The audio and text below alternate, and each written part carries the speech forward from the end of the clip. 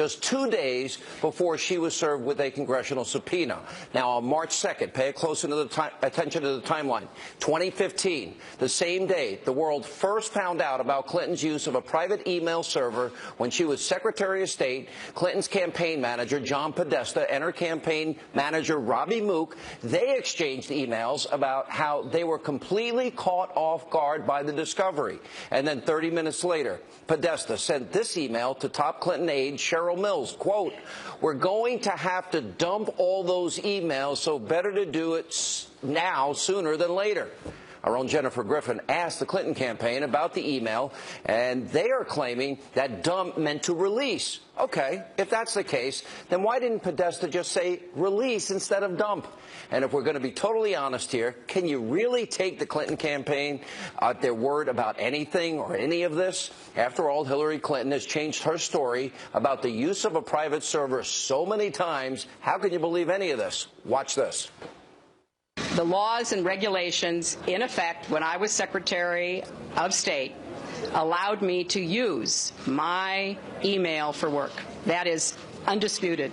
It clearly wasn't the best choice. And I take responsibility for that decision. I thought it would be easier to carry just one device for my work and for my personal emails instead of two. iPhone or Android?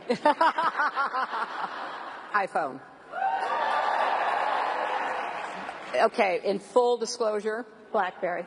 and a BlackBerry. I have an iPad, a mini iPad, an iPhone, and a BlackBerry. I believe I have met all of my responsibilities, and the server will remain private. In order to be as cooperative as possible, we have turned over the server. They can do whatever they want to with the server. I am confident that I never sent nor received any information that was classified at the time it was sent and received. So that leaves the 100 out of 30,000 emails that Director Comey testified contained classified information. I did not receive anything that was marked as classified. Director Comey said that only 3 out of 30,000 had anything resembling classified markers. You were the official in charge. Did you like the server? What, like with a cloth or something? No. Well, no. We turned over everything that was work-related, every single thing. No, they didn't turn over everything. And by the way, it wasn't with a cloth. It was with bleach bit. Basically, they acid washed it. Now, for a minute, I know just for a minute, let's put aside Hillary Clinton's problem with telling the truth. Now, if the Clinton campaign really wants you to believe by saying dump they meant release, then why did they eventually delete 33,000 of those emails? And if they were emailing about transparency and making the emails public, then why on March 4th, the same day the Benghazi Select Committee served Hillary Clinton a subpoena to preserve all emails related to the terror attack, why then did Podesta write this to Cheryl Mills, quote, "Think we should hold emails to and from the President of the United States?" And why just a few days later, March 7th, after President Obama said he first learned about the server from journalists from the news, why did Cheryl Mills email this, quote, "We need to clean this up. He has emails from her, and they don't say state.gov." Now, after being blindsided by the discovery of the private email server, it sounds like the campaign was quickly realizing how big a problem they had on their hands, which may then explain what happened next. According to the FBI's report on Clinton's server, just weeks later, on March 25th, Bill Clinton's staff, including Cheryl Mills, they held a conference call with Platte Rivers Networks. Remember, they're the IT company. They were the server company that had the server in a bathroom closet that helped to manage the private server. Well, on the same day that conference call took place, through March 31st, an employee of the company used BleachBit to permanently delete the 33,000 emails.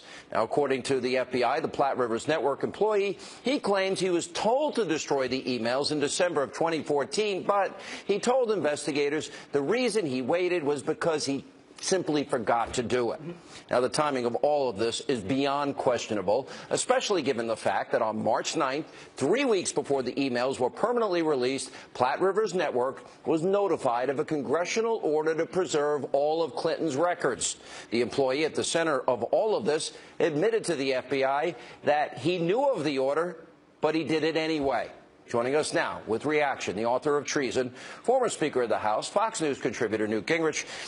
You know, Mr. Speaker, I'm a humble talk show host. We met in 1990.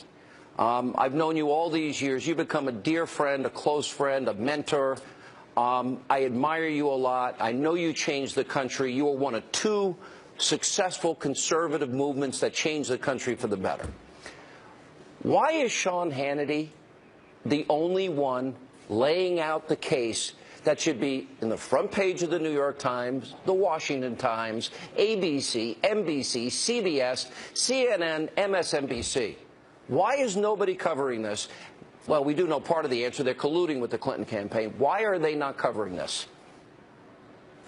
Well, I think the dam is starting to break a little bit. You know, they hate the idea of Donald Trump winning. He's an assault on the entire establishment. They are desperate for Hillary to win, and they're trying to carry her to the finish line, no matter how corrupt, how embarrassing, how difficult. But every day it gets heavier and gets harder. As I listened to you go through that list, by the way, I was asking John Heinz to check to make sure I was right. There were 43 people in Watergate who were either indicted, tried, or convicted. And I say that because as you watch more and more of this stuff, I don't see how John Podesta is going to stay out of legal trouble. I don't see how Cheryl Mills is going to stay out of legal trouble. Huma Abedin, a lot of those secondary players, the IT guy. I mean, this is not just about Hillary Clinton. This is a large group of people who are being carried into behavior which is illegal. Much of it involves overt criminality. Certainly Doug Band is, I think, at risk of being part of a RICO organized crime trial.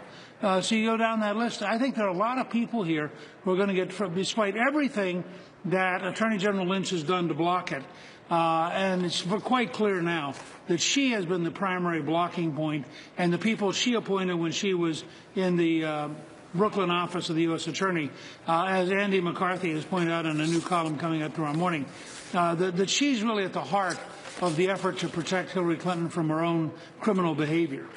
Why is this so important? In other words, I guess in Watergate, like in this case, the cover-up is worse than the crime. But she put a private email server in play. She knew the rules. She even advised everybody working at the State Department not to do something like this, not to use private devices. She lied about the number of devices she used. She lied about sending or receiving classified information.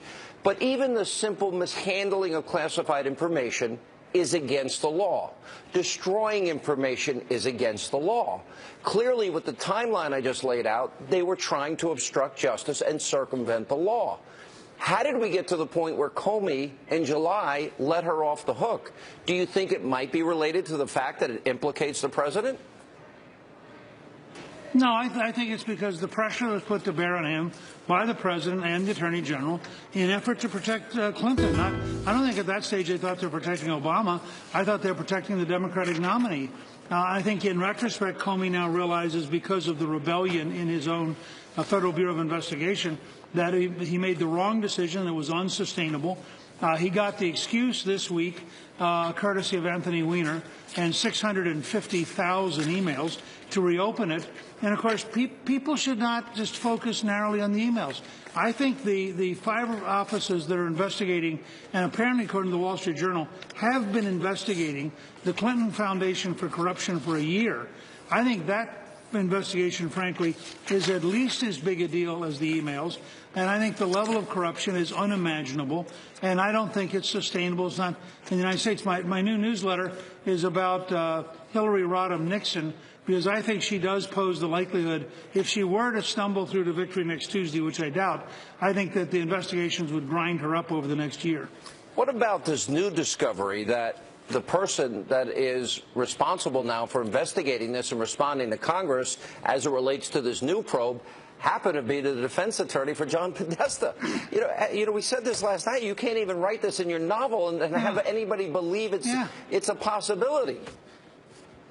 If I put all these pieces into treason, nobody would have thought it was possible. I merely have people who are loyal to ISIS and betray the United States government. This is vastly more complicated than anything I wrote. But you know, I think that Senator Grassley and Chairman Goodlatte, the head of the Senate and House Judiciary Committees, should write a letter to the President demanding that a series of people recuse themselves.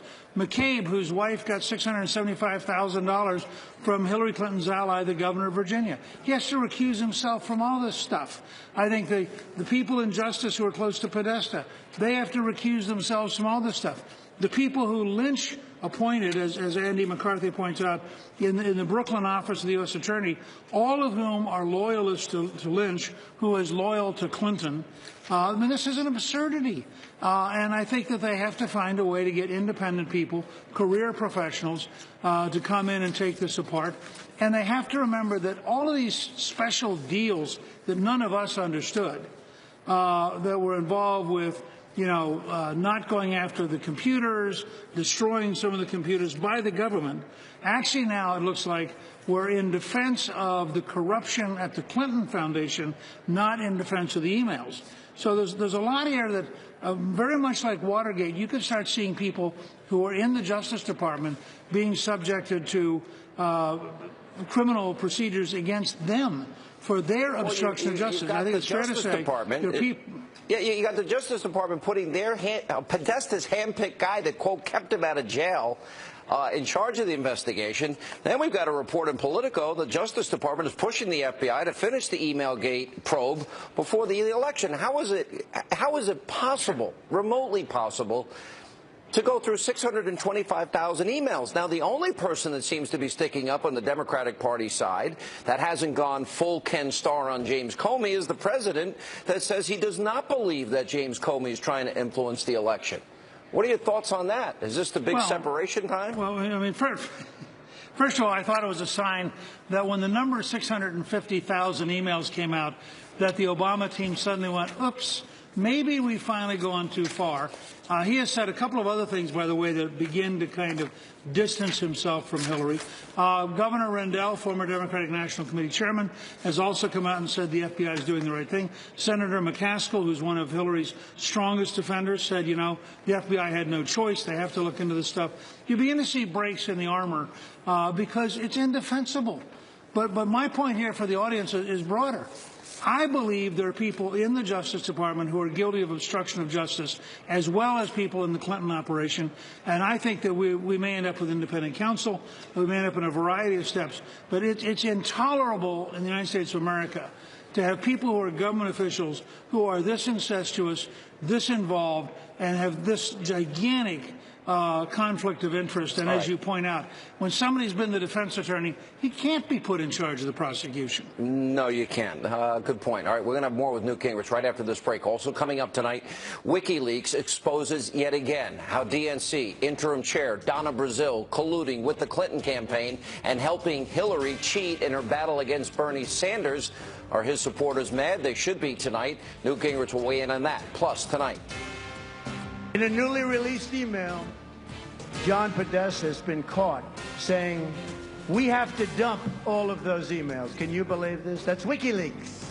Donald Trump calling out Hillary Clinton and her campaign for her email server scandal. Former New York City Mayor Rudy Giuliani goes over the law in detail. Coming up straight ahead tonight. It's on launch service in Germantown. Welcome back to Hannity. Interim DNC chair Donna Brazile is in big trouble this week. This after WikiLeaks released a new email showing Brazile allegedly giving yet another debate question to the Clinton campaign while she was actively employed by, the Clinton News Network. Now, on March 5th of this year, just one day before a Democratic debate between Clinton and Bernie Sanders, Brazile sent an email to John Podesta and another Clinton aide with the subject line, one of the questions directed to Hillary Rodham Clinton tomorrow is from a woman with a rash. In the body of the message, Brazile wrote her family has lead poisoning, and she will ask what, if anything, will Hillary do as president to help people in Flint, Michigan. Now, after this email was made public, CNN announced that Brazile had formally resigned from the network a few weeks ago, but Brazile still maintains her position at the DNC. Why is Hillary not demanding that a person that cheated, Bernie Sanders, head of the DNC, is not fired. Now, this is not the only instance of Clinton's team colluding with the mainstream media and a member of the DNC. Remember, back in July, Debbie Wasserman Schultz, she was forced to resign from her post as DNC chairwoman after a hacked email showed her calling a top Sanders aide, quote, particularly scummy. And that's not all. The leaked emails also show that DNC staffers, they spoke about using Sanders' Jewish faith against him in West Virginia and Kentucky. So what must Bernie Sanders supporters be thinking? There was also emails that, frankly, I view as kind of racist, misogynistic, and sexist. Back with more reaction. Former Speaker of the House, Newt Gingrich. You know, if Donald Trump had emails from Reince Priebus that were sexist, misogynistic, anti-Semitic, and racist, I think Reince Priebus would be gone and not hired by Donald Trump. Debbie Wasserman Schultz was hired by Hillary Clinton. And then we got this other issue with poor Bernie Sanders. Donna Brazile, the fix was in from the get-go. Trump was right. They totally screwed Bernie Sanders. Your reaction? Yeah, look, first of all, the surprise here is not Clinton. Clinton is corrupt. There's no reason to believe Clinton's going to do anything that involves reforming anything. The fascinating thing is, where's Bernie Sanders? I mean, how can Bernie Sanders sit quietly learning that the Democratic National Committee sabotaged him, learning that the current Democratic National Committee chair was apparently giving questions to Hillary Clinton for his debates with her? Why isn't Bernie Sanders standing up and saying she needs to resign? It's very, and where are all the Sanders supporters? I mean, these people just got mugged by the Clinton machine, and they're all passive. I mean, I don't see any fight on the left to say, how come these things are being allowed to happen? It's a remarkable collapse on the left at a time when the evidence is overwhelming that the nomination was stolen from them. All right, Mr. Speaker, let me switch topics a little bit. I want to go to the polls. You said something on this show last night that I think surprised a lot of people, myself included. And that is, I said, okay, if Donald Trump wins North Carolina, poll had him up 7 today, for example, in North Carolina. It's a must-win state from my perspective for Donald Trump, as is Florida, as is Ohio, as is Iowa, as is Nevada, and as is every other state that Governor Romney won back in 2012. The question is, how does he get to 270? Now, there's got to be a combination thereof where he gets a blue state. And that means he's also going to have to convert New Hampshire, Maine's 2nd congressional district. If that doesn't work, he'll need the 5 electoral votes in New Mexico. If that doesn't work, he'll need Minnesota, Michigan, or Wisconsin, or Pennsylvania. And you said to me, I'm wrong. I'm thinking I have a conventional thought process on electoral votes, and I want to dig deeper into the issue with you and have you explain what you mean. Well, this is actually something that Larry Sabato wrote about a couple years ago in a book that I found fascinating. And he said, you know, if you think about it, it's not that there's an electoral lock by anybody. If your candidate's vote goes up, it tends to go up across the board, and all of a sudden a lot of states start to fall into place. So I mentioned to you on radio today this fascinating report by the Superintendent of Education in Minnesota that Trump beat Clinton among high school students. 77,000 students voted, and Trump won Minnesota. Now, nobody in the country would have guessed that high school students in Minnesota would prefer Trump to Hillary Clinton. It tells you that there's something happening out there. Minnesota could come into play. Wisconsin can come into play. Michigan can come into play. Pennsylvania can come into play. New Hampshire can come into play.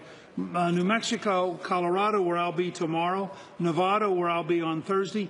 I mean, all of these things are coming along, and you suddenly realize that he breaks through. And I mentioned to you also today that people need to remember, if he's now up 1, and who knows, because this is the same poll where 8 days ago he was down 12, which was totally stupid, so who knows where he is. But let's say he's up 1 for a second. She is clearly winning California by a huge margin. California is a huge state. That means if you took California off the table, he's probably nationally up 3 or 4 if he's up 1 with California included. But what about the specific state polls that we're talking about?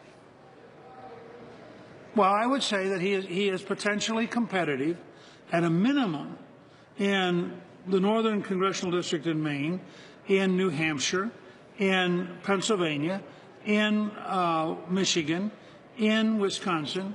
I believe in Minnesota, despite everybody's thoughts, and this high school poll today kind of bears that out. I think certainly in Colorado, certainly in New Mexico, certainly in Nevada. I forgot Colorado. You You're suddenly right. have a lot of different things in play. You suddenly have a lot of places in play that people don't think about. And if, in fact, I mean, a good friend of mine, Matt Towery, who you know is a great pollster. I know Matt well, yeah. Good I sent pollster. him the. Yep. Yeah, I sent him the North Carolina results. He said if he's really up 7 in North Carolina, the bottom is falling out of the Clinton campaign. That's his term. And so I can imagine a circumstance where, as people look at 650,000 emails over here, they look at all of this corruption in the Clinton Foundation over here, they look at all these new WikiLeaks about Podesta, and they just say, I can't do it. I have a friend who has a young voter in their family, very liberal, Bernie Sanders supporter, walked in, knew he couldn't vote for Trump, thought he might vote for Clinton. He was voting, early voting. He looked at the ballot and he said, I cannot do it, skipped the presidency totally, and went down ballot. Now, This was a Sanders vote who couldn't vote for Hillary. I also had Sanders a 90-year-old voters were woman in robbed. Woodstock. WikiLeaks exposed it all. Exactly. They were robbed blind. The fix was in. All right, but I've got to run. By the way, I've got this. I got this. Go ahead. I was just going to say, Trump should probably want to get an ad that says, if you're a Sanders voter, get even. Don't vote for Hillary.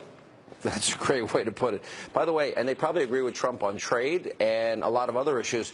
This is a Trump pen, and we played it last night. He pushed the head down. I will be the greatest president that God ever created. I ordered 1,000 of them today, and I'm going to give them away probably late this week or early next week. Mr. Speaker, appreciate it as always. We'll see you back here tomorrow night. I know, I can't help myself. It actually works pretty good. I'm really rich. Okay, one more. I will build a great wall on our southern border, and I will have Mexico pay for that wall. That's a pen. I'm going to give them away. Coming up next tonight on Hannity. In a newly released email, John Podesta has been caught saying, we have to dump all of those emails. Can you believe this? That's WikiLeaks. Donald Trump, he calls out Hillary Clinton and her campaign. Up next, former New York City mayor, former prosecutor Rudy Giuliani will weigh in, and also tonight.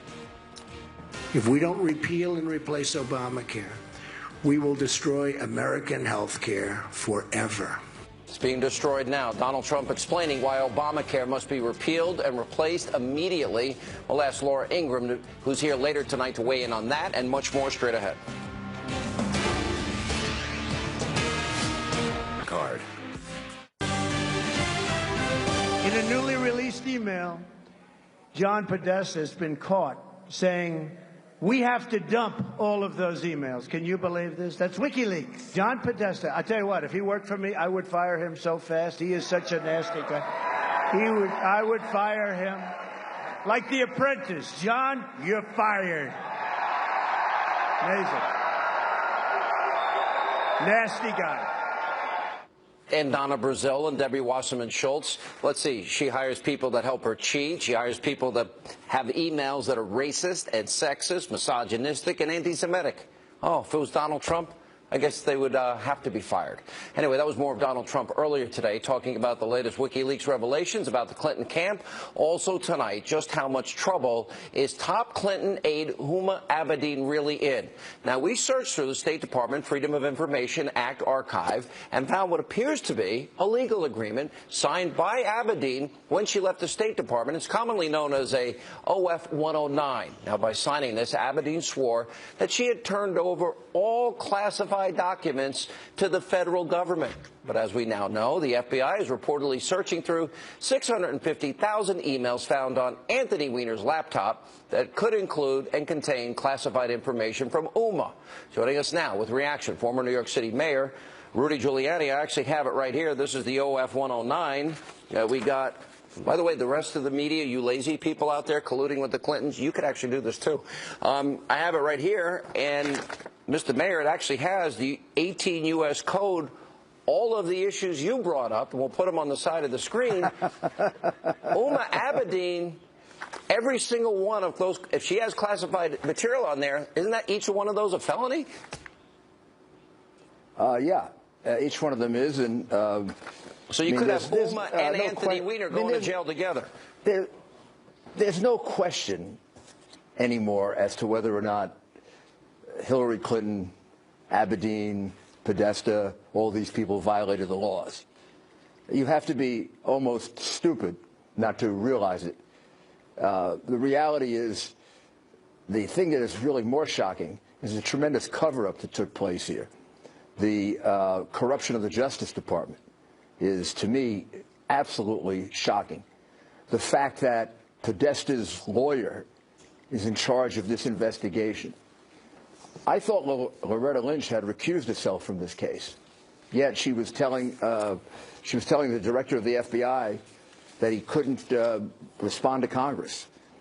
She was refusing to allow a grand jury, or at least her old district, the Eastern District, was refusing to allow a grand jury here. The Justice Department, it seems to me, is the one that corrupted this investigation. And there's got to be a couple of people there that are also going to be liable eventually when this gets investigated. Clinton, Abedin, the people right around them, Pagliano. I mean, these people are so guilty. As I said, you'd have to be stupid not to realize it. Let me put up the WikiLeaks revelation specific to the Clinton email server, because these are important. I mean, WikiLeaks has done two things that I think are very important. One, they show that we have no cybersecurity. Two, they expose just how corrupt they are here. We're going to have to dump all those emails. Should we hold back subpoenaed emails of the president and the secretary of state? You know, correct me if I'm wrong. You're the former prosecutor. Aren't all those things crimes? Yeah. What it indicates is their first reaction. Their first reaction is to do something criminal. Let's see if we can dump them. Maybe we can't dump all of them. Let's see if we can dump some of them. But not, rather than, we have nothing to lose, and just putting them all out there because we didn't do anything wrong. It indicates, again, that you would really have to be mentally inferior not to figure out that wasn't an option. They ended up deleting them all. Well, they deleted them all, and they bleached them. Yeah. They bleached them, which you know, is a pretty sophisticated level of crime. And now she says she wants the emails turned over. Well, Hillary, if you wanted the emails turned over, what'd you bleach them for? Mm-hmm. Let me ask you about this Department of Justice official who notified Congress that the agency would dedicate all necessary resources to the reopened Hillary Clinton investigation. Well, it turns out that John Podesta, again, thank you, WikiLeaks, referred to him as the guy that saved me from jail. Is that a conflict of interest? Maybe I'm just living in a different world. 100% conflict of interest. Just like it was a conflict of interest for Cheryl Mills and the other person who got immunity to sit in as a lawyer when Hillary Clinton was being interviewed by the FBI. Just like Loretta Lynch, who said she recused herself. Her involvement in this is one conflict of interest after another. After her meeting with Bill Clinton 4 days before the interview at an airport in, I think, Phoenix or Tucson, Arizona. I mean, I could count for you so many conflicts of interest, it would astound you. They have corrupted the Justice Department in a way that I don't ever remember, even in the Watergate days. I mean, the people in the Justice Department resigned when they were asked to do things wrong. Yeah. I am so ashamed of the Justice Department and their role in this. And, you know, I think part of why Obama defended Comey is he realizes that Hillary Clinton infected his administration with massive corruption. What do you think about the vote of confidence that Obama gave Comey, that he's not trying to interfere? Well, I think it's a sign that he realizes that his legacy may be maybe the biggest scandal in the history of this country, bigger than Watergate, bigger than Teapot Dome. You got so many parts to it, Sean. Yeah. And he's connected to it. She dragged him into it. Misuse of confidential, top-secret information, jeopardizing possibly the lives of agents in the field. Then you have a multi-million, hundreds of millions of dollar fraud involved with the Clinton Foundation and the State Department. Just the mere fact that Huma Abedin worked for the State Department, the Clinton Foundation, and the Teneo Corporation. Yeah. I don't remember when I was in the Justice Department somebody having two outside full-time jobs, one of them a complete conflict. remember, she signed a document saying she was going to keep the Clinton Foundation separate from the State Department. So why is her top aide working for both? Right. I'm running out of time. Tell me, explain that to me. We're up on a hard break. If you were prosecuting this case based on the information you have now, give me a % of accuracy that you'd get a conviction. What do you think the odds are that you prosecuting this case would get convictions of high-level officials? I've won cases much more difficult than this. I never guarantee a victory. I'd come pretty close to saying she could be convicted under all those statutes. Wow. Yeah, I'd say she could be convicted of all those statutes I gave you a year ago, and now about 4 more. And then I'd put on top of it a racketeering enterprise, the Clinton Foundation. Wow. Yeah, Clinton Incorporated Racketeering Enterprise. Well, if they had an Italian name, they'd have been prosecuted already. Wow. All right, Mr. Mayor. Thank you so much for being with us. And up next tonight on Hannity. If we don't repeal and replace Obamacare, we will destroy American health care forever. Average American didn't keep their doctor, their plan. They're paying $4,100 more than they were paying before, and many states are seeing a 100% increase from last year's premium to this year. Donald Trump laying out the reasons why Obamacare needs to be repealed and replaced. Laura Ingram's next with reaction. Also, Monica Crowley, Larry Elder are here to weigh in on the mainstream media's bias.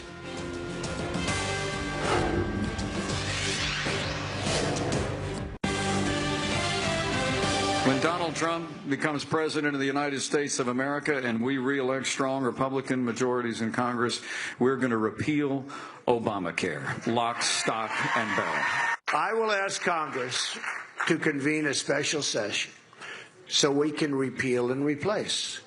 And it will be such an honor for me, for you, and for everybody in this country, because Obamacare has to be replaced. And we will do it, and we will do it very, very quickly. It is a catastrophe. If we don't repeal and replace Obamacare, we will destroy American health care forever. Donald Trump and Indiana Governor Mike Pence earlier today laying out the reasons why Obamacare needs to be repealed and replaced. Here with reaction, Fox News contributor, editor-in-chief of LifeZette, nationally syndicated radio host, the woman never stops working 24/7, Laura Ingram. Were you on Fox and Friends today?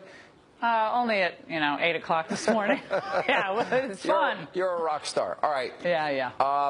Get me to 270. Well, I think, Sean, this just broke like 4 hours ago where they had the list of the increases in Obamacare. Okay, what percentage increases? This is really critical for the election. I think this is why Trump and Pence today did that speech in Pennsylvania. Check this out, Sean. Forgive me for not memorizing it all, but Pennsylvania, 53% increase in Obamacare premiums. Okay, it gets better.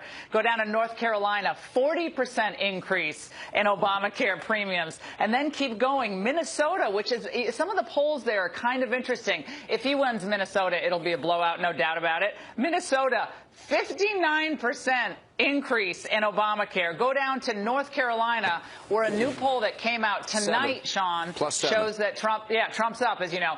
So in North Carolina, it's not as bad, but it's still not as bad as 18.9% increase in Obamacare premiums. Yeah, the email scandal is big because it's about corruption in Washington and corruption with the Clintons. This is a financial disaster for millions of Americans, Laura, and this goes right to the pocketbook. People didn't keep their doctors, their plan, and already the average family pays $4,100 more a year. Okay, so let's assume he wins Florida, Ohio, North Carolina. I think he'll get those states. Now, I do. He'll get Iowa. Tell me the state that's going to put him over the top. Pennsylvania, Minnesota, Michigan, Wisconsin, New Hampshire, New Mexico, Colorado. Which one? I think he has a good – I mean, I know North Carolina's gone twice for Obama. It's turned liberal in many ways. But I think North Carolina went to Romney last time. Went to Romney the second time, right? Went to Obama in 2008. But I think North Carolina is going to go Trump. I think Wisconsin, if we got a little bit more united in Wisconsin, if Paul Ryan, didn't look like, Trump was the evil stepchild, I think that would help a little bit. But remember, I think Trump won Paul Ryan's district during the primary. I think Trump has a decent chance in Wisconsin. I know that's not on a lot of people's radar.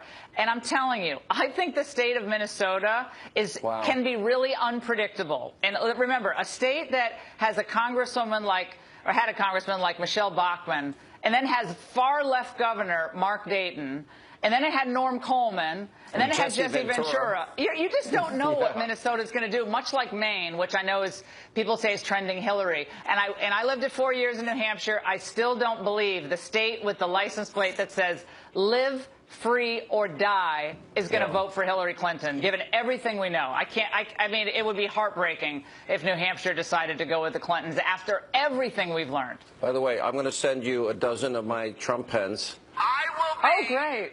the greatest president that God ever created. All right, I ordered 1,000 of them because everyone. Why are you laughing at me? You're not allowed to laugh at me. We're friends. That's not allowed. No, because my kids will take them and get in trouble in school because they love Trump. So they're going to get in trouble, fail. Good. I'm going to send a note saying Uncle Sean says it's okay to have the Trump pen. Perfect.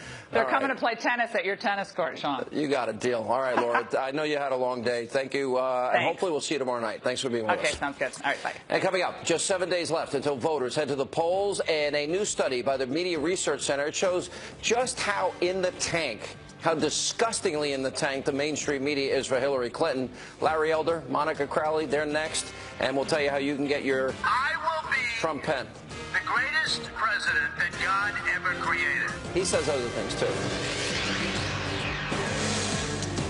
Hannity, only 7 days left to stop the Clinton-Obama machine. A new study by the Media Research Center shows how biased the mainstream media really is. Now, since Friday's announcement that the FBI was reopening their probe into Hillary Clinton's email server, well, the study found that ABC, NBC, CBS, they were critical of FBI Director James Comey over Hillary Clinton by a ratio of almost 3 to 1. Journalism's dead. Joining us now with reaction, radio talk show host Larry Elder, Fox News contributor Monica Crowley. Really? They took the whole Ken Starr bait and they hook, line, and sinker, and they run with Comey's the problem, as if he created the email server scandal. He's the one that lied. He's the one that used bleach bit. He's the one that used acid. He's the one that... Come on.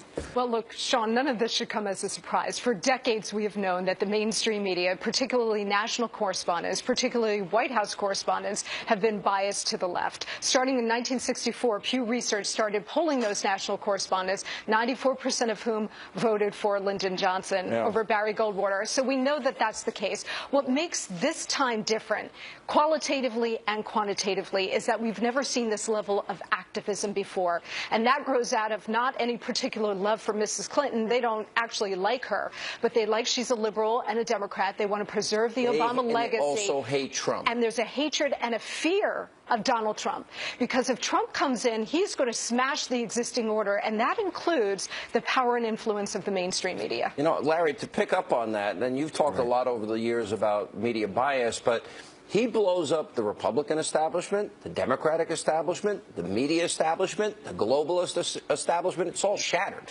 Because he doesn't care about that old order anymore. Well, he's not beholden to anybody. One of the things about Donald Trump is he's been able to self-finance, for the most part, his own campaign.